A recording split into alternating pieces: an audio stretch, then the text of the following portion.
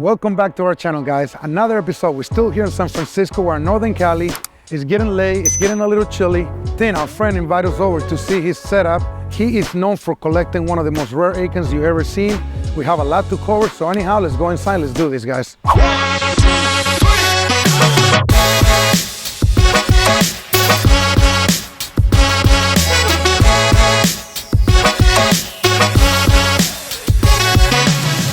Then, what's up, buddy? Hey, Vic. Thanks for having me over, man. Of course. I've been wanting to come see this collection for a long time, bro, and I'm pretty blown away. Everything looks fantastic.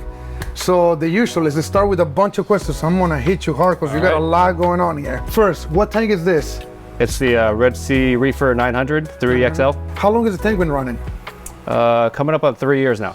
3 years. What keeps you going every day just to invest so much money into this course? Because obviously you do sell some course, but this is not your full time, right? Right. So I've been doing this maybe 12 years now. Yeah. And I don't know, I just kept going deeper and deeper and deeper. And now you're turning your whole house into into a fish store, basically. We got tanks in every single room now. So I'm glad you said that. So I'm trying to move quick, guys. There's gonna be a lot to cover. You guys see the display tank right behind you guys. You guys don't see it. There's a small little quarantine receiving tank. He's got 2 tanks, they're empty. I went upstairs, he's got like 4 more tanks. So we're trying to get it all covered. But anyhow, I'm gonna start with the corals, man, because that's the highlight of this. Is so much coral in here. I can understand how many pieces of corals are here and how much money and how much it takes to maintain this. I mean, you got at least, on Euphyllia, you have at least 100 pieces of Euphyllia in there, maybe 80, I don't know, it's a large amount, you know? Yeah, probably about 80 heads. So these are all of your torches on top. Yep. Have you ever noticed that some of the torches, they can still sting each other sometimes? Yes. So I asked that to a lot of people. Yeah, you can keep them together, they don't sting each other, but once in a while, you see them tangle against each other. Yeah, you see them sticking together, then you know they're not compatible, yeah. And it's time to move it. But if you were to put that torch next to a hammer or next to a frog spawn, that would be a completely different story. Right. There's 2 types of flatworms that attack these Euphyllia. Yes. One of them is the regular big brown flatworm that sits on top of the Euphyllia. Yeah. And then there's another one that it goes inside of the actual coral. How do you make sure you don't get that issue when you first bring a torch? So I have a quarantine tank, right? And then I have a thorough quarantine process where, you know, every new torch I bring in, I scrub like meticulously the skeleton, every inch that's exposed of the skeleton, and then I dip it, and then I put it in quarantine. And then you observe. And then I observe. And how long usually you try to leave it there? At least 2 weeks. So, and then I'll dip it again, scrub again, and then put it in this tank. So that's your Euphyllia corner. You got all your hammers down here. And I see you start your acroporas here from the bottom all the way up here. Yeah. Have you ever had any issues with acropora and flatworms in the past? Have you ever dealt with them? No, I've never had acropora and flatworm. Any red bugs you ever dealt with before? I have had red bugs. Yeah. You did it with interceptor? Interceptor. Cool. I'm gonna clear them all out. And here, all the way on this left, you got this beautiful goni garden. Yeah. Your corals are looking super healthy. Anything specific that you feed the tank? Like pellets, ocean nutrition, Formula 1. Pellets I feed, you know, like twice a day. The frozen food, like once or twice a week. And then you got all your Wilsonii, your Synphilias, your meat corals, your Cinerinas, all of them down here? Yeah. How many you have? I see you got 2, 3, 4, 6, 8, 10, 12. You got like 15 of them. Yeah. One thing that I can't help but to notice that I think is really cool. No one collects elegance. They're hard to keep. Right.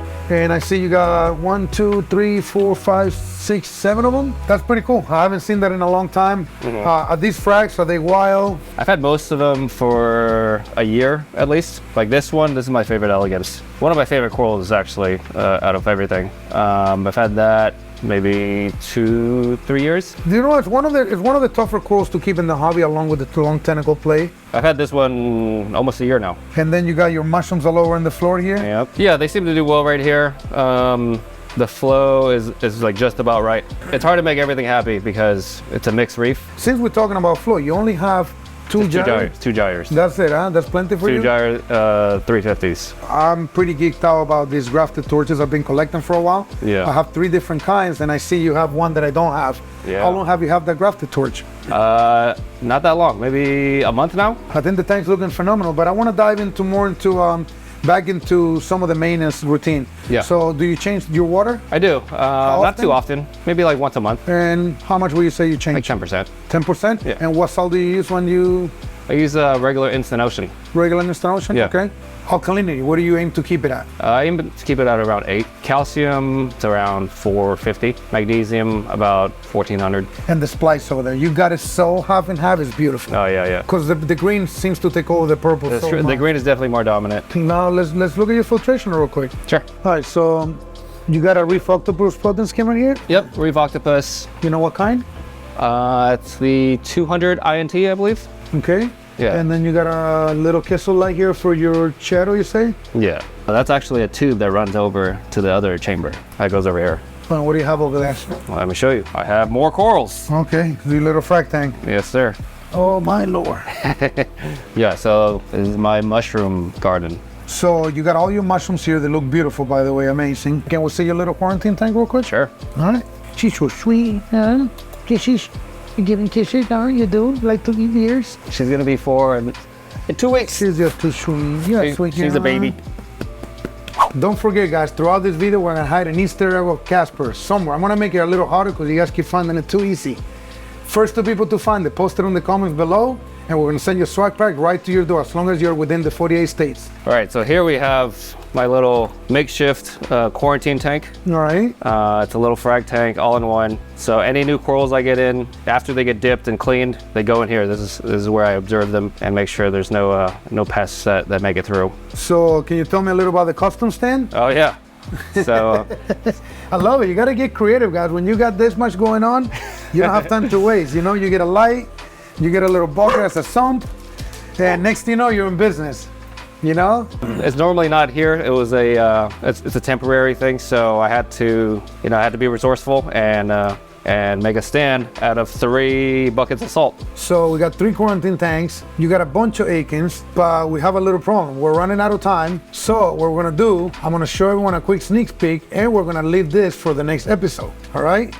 So, Tim, thank you for showing us the first tank. Yeah, now sure. we're gonna go upstairs. Thank you guys for watching. Don't forget to subscribe, leave us a like, post some comments below. We'll see you on part 2 of this episode because you're gonna wanna see all these crazy acans he's got. It is madness, the largest acan collections I've ever seen. Get ready for it. Part 2 is coming. Graph the torch for Graph the Torch. Oh no! What a fucking grab right there. It is fantastic. This plate is bananas. So tell me, what you got going on here? Well, welcome to